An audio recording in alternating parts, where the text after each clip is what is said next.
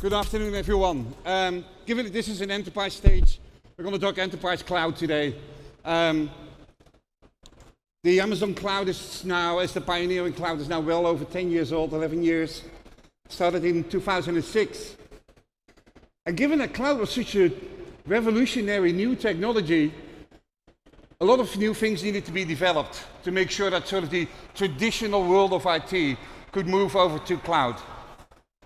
And now, in the past 10 years, quite a few very significant large enterprises have moved over to AWS. And so some of those had to learn how to do it. There was a lot of sort of stumbling in the beginning, exactly how to get these things done, especially if you want to do it at scale. But by now, I think we've found a whole set of patterns that many of our enterprise customers are using when they're migrating from their own data centers into the cloud. And so there's a number of reasons why customers start to think about sort of migrating from their own on-premise environment into the cloud. And the most important driver, I think, at this moment still is improved agility. Really being able to move faster, where in the old world of your own data centers, you were just locked into the hardware that you had. If you wanted to launch in Japan, you had to get yourself a new data center, negotiate new networking, all these kind of things. It's just way too slow. In the migration world of existing companies moving to AWS, another driver there is basically data center consolidation. So this was a process that enterprises were already doing, but basically moving into their own data centers, but now they found themselves another target.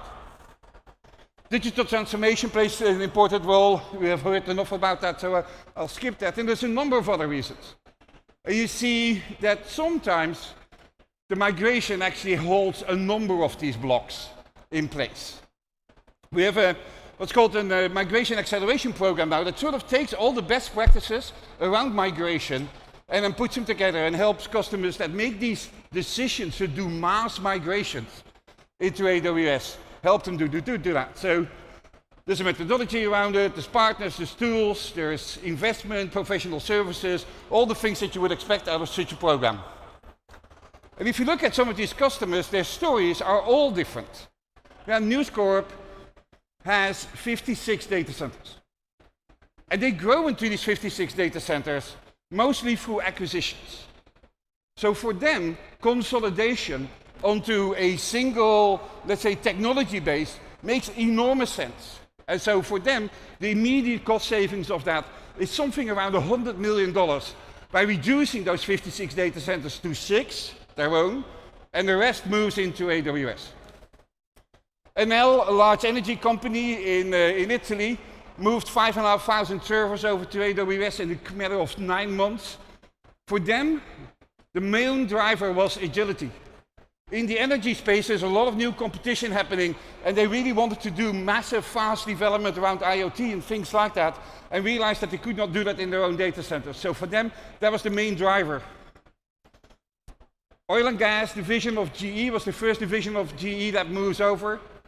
And they did about 300 applications in about 9 months. We have a very particular program in place. They had migration parties and things like that. Some of these applications, by the way, only have 5 users. Some of them have 25,000 users. So there's a lot of complexity around this. And so there's different drivers why you see these mass migrations out of companies' own data centers into the cloud. Now, I'm going to try and sort of divide the whole process up into a few different building blocks, and I hope that you will walk away later on with sort of a bit of a learning. What are kind of the main drivers in each of those building blocks of the whole migration process? So there's, of course, the preparation, making a business case. The hard part of most of the migrations turns out figuring out what actually companies have on-premise. Much of that has grown organically, and there isn't that much detailed knowledge or a central repository that holds much of the data and the information of what the current state of data centers are at enterprises. And then you get through the whole migration process, and there's a number of really interesting patterns that we discovered there, each of them having sort of different drivers and different mechanisms to move. And then you get into an operate and optimize, of course. Now, most importantly here is that really enterprises needed to be aware of exactly why are they migrating. What's the goal of all of this? And there's a sort of a stack of 5 or 6 different drivers that we see come back in most enterprises. So it's either the driver is reduction of operational cost, meaning that the elasticity that cloud gives you, the fact that you can grow and shrink, they can actually release capacity if you no longer need it, is the main driver.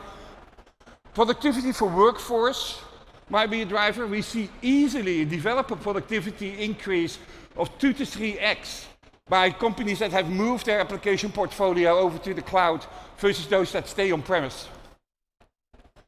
There's quite a few cost avoidance schemes, and with that I'll call often IT live events. So your servers are going off lease, or they're becoming too old. What are you going to do? You're going to buy new ones? I think nobody buys hardware anymore these days, and so it's slow. Often you see this data center consolidation happening purely to get rid of old hardware and old systems. Or quite a few of our customers have maybe 2 or 3 older data centers and a few colo locations. And for them to build highly available applications or make sure their systems are highly available is a major challenge. And with AWS, you get regions around the world, you get multiple data centers within each of those regions. It's easy to build highly available applications. And so the shift towards the cloud is to get additional resilience. Business agility, the ability to move faster, no longer having to worry about servers or your IoT development or your mobile development or the analytics tools where you need to get them from, you can get them in one place. And an increasingly important driver for enterprises to move over to AWS is security. Many of the enterprises start to realize that the kind of investment needed to protect your customers at this moment is something that they can no longer make themselves. And that moving over to AWS gives them a level of security that they would not be able to afford themselves. And in about an hour on the other stage, I'll give a talk about security and automation and things like that if you're interested. And so for quite a few customers, all of these building blocks are coming back. It's not just that it's only cost avoidance or it's only business agility. They see these coming back in almost each and every one of those pillars. And so here, the example of GE shows that the investment that they had to make actually results in an easily saving of $20 million year over year, but it comes out of different pillars. As I said, some of the hardest pieces of all the migration is actually discovering what is there. And quite a few companies have, this is where you would like to end up, but this is where you are. Customers often have no idea of the applications that they're running, of the complete portfolio set that they have. And so it requires a lot of tooling to actually find out the complete portfolio package, or the complete application portfolio package that they have. And there's a whole range of tools available that helps with that basically search through all your data centers, find all the applications, build a massive map of that, and then save that somewhere so that it can be used as sort of input into the planning process. And there's a whole range of tools there. AWS delivers some of themselves, but there's many partners that do this as well. This is where I think is the fun part, because this is actually where, as a technologist, the real work happens. What are sort of the patterns that we see when indeed applications are being migrated? So we have had these first 2 steps. You have discovered what the apps are. You have determined what the paths should be. What are the different paths? So pattern in all of the paths starts with an R. So the first part is rehost. It's basically lift and shift. You basically are able to take what you have, lift and shift it, bring it over to the cloud, and just leave it there. The requirement is often that it maybe has been already virtualized, it may have been already running on Linux, and so there's many of sort of preconditions that you need to meet there. What you really want in all of that, so when you do rehosting, you actually want to automate this. You don't want to do this by hand, because you may have quite a few of these applications that you can rehost, and that automation there plays an increasingly important role. Now, what you often see is that the first applications are being moved in a manual fashion, and then a pattern gets established and tools get created to actually help you then to automate the automated transition. Unilever had 1,700 different digital properties for all the different consumer products that they have. The first 10 to 20 went by hand, the other 1,500 or so went in an automatic fashion. The second pattern is replatforming. This is basically when you have to go from a platform that exists only in your own data centers and doesn't exist in the cloud. It might be an AS400, or maybe you still run on a Solaris box and actually have to move these systems over. So there's quite a bit of, you can still lift them, but you have to do some work at the operating system level or at the environment level to make these applications work. Quite a few repurchasing happens. So you were running your own CRM system on-premise. The decision that you're going to make if you move to the cloud, am I really going to continue to run this software? Or should I just buy it as software as a service? And so there's a lot of shifting here that happens, like we're no longer going to run our own CRM system, we're no longer going to run our own ERP system, we're going to move over to Workday or Infor or any of the other software as a service companies. And then there's the re-architecting.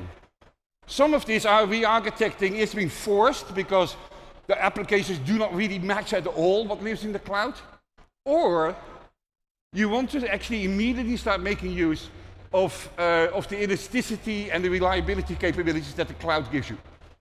And so sometimes customers make a choice. Am I going to re-host and then re-architect? So basically do lift and shift, just treat AWS as a data center, after which I'm going to re-architect so that I can really exploit every piece of cloud capability that there is. Or am I going to re-architect immediately because it's such an important feature?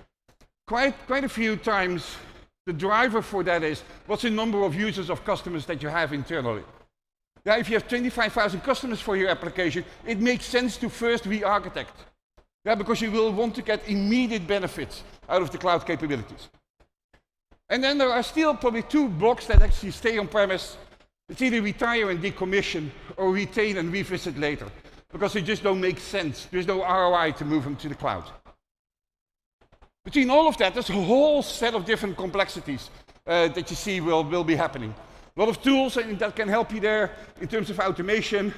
We have a number of tools in AWS ourselves, like server migration, database migration. We've migrated well over 40,000 databases by now for our customers from on-premise into the cloud, often from, let's say, the expensive enterprise databases into the open source interface databases or the AWS ones. In all of this, the world of existing data centers and cloud will live together for quite a while. And so it's important for us to make sure that you, if you live in this hybrid world, have the right tools to do this. So some of these tools are Amazon VPC.